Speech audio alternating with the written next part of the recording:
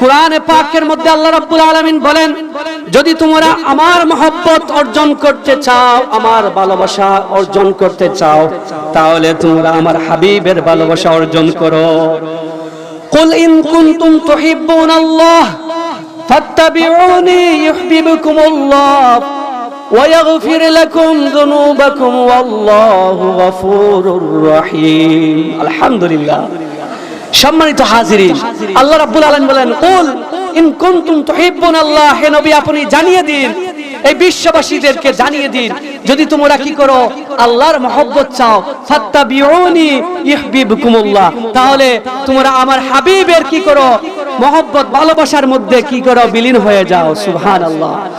সম্মানিত হাজিরিন, সাহাবে কেরাম কেমন নবীজির ভালোবাসায় বিলীন করে দিয়েছেন গোটা জীবনকে, কেমন বিলীন করে দিয়েছেন।